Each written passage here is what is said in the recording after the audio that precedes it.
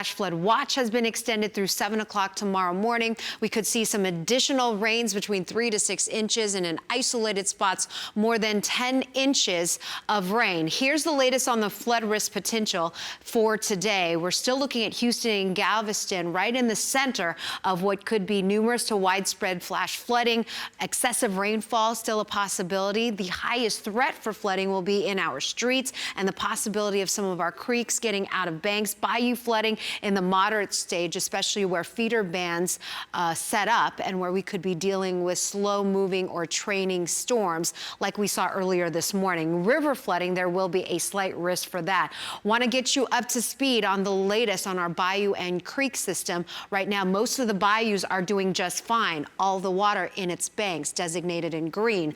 Meanwhile, in yellow, near top of bank, Turkey Creek, Armand Bayou, already starting to see those waters start to drop, starting to see those waters receding. Meanwhile, still out of bank this morning, where those water levels are actually still rising, is Clear Creek at Bay Area Boulevard, Clear Creek at I-45. Meanwhile, just upstream, Clear Creek, not necessarily out of its banks, but with the water that has inundated that area, it has provided some flooding issues, some impassable roads around the Friendswood area. The latest on live Megadoppler radar still showing that wraparound circulation around the center of now tropical depression Imelda. You can see this is a very lopsided storm. So the center of circulation right now is right over Montgomery, right on the border of Montgomery and Walker County. And so you can see that the heaviest side, or the dirty side of the storm, has been just to the east of the center and to the south side of the center. Those of you on the west side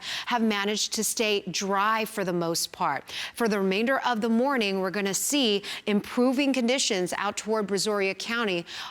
You can see that the heaviest of the rain now has shifted mainly offshore. The heaviest of rain as well down toward Galveston has shifted offshore, but there's still some pockets here creating some minor flood issues. That's why a flood advisory remains in effect until 9:30, and also still some flood advisories from Mont Belvieu up toward Liberty. So here's a look at future track. Some additional rain can't be ruled out, heavy at times as feeder bands continue to develop around that circulation, around that low-level spin there of Imelda. As we get into the Thursday, Friday time frame, as that system continues to lift toward the north, there's still going to be the potential for some heavy rain. Here is the latest track, eventually becoming a remnant low as it rains itself out sometime late Thursday night into Friday. That flood risk continuing tomorrow, extending not just for the Houston area, but also for areas to the north as that core lifts toward the Dallas or even the Tyler area.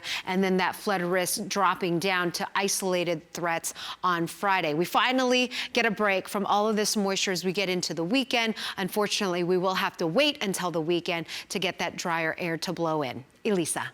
Slick roads on your way to work this morning, perhaps heading out to take the kids to school. You really experienced that. Now what to do with the rest of your day. Let me show you the trouble spots. This is the Gulf Freeway feeder road outbound at FM 2351. Those vehicles out there blocking the high water with one lane getting by on the frontage road. Another look across the area shows us what's happening right now. This is the South Loop at Wayside. You see here on this corner, the main lanes moving along easily, no issues. Most of the issues that we are dealing with are on the feeder, the frontage roads today, and all those major corridors that are coming out of our neighborhoods. This is the feeder road westbound just after Wayside. You have 1 to 2 lanes blocked as TxDOT removes debris from the area.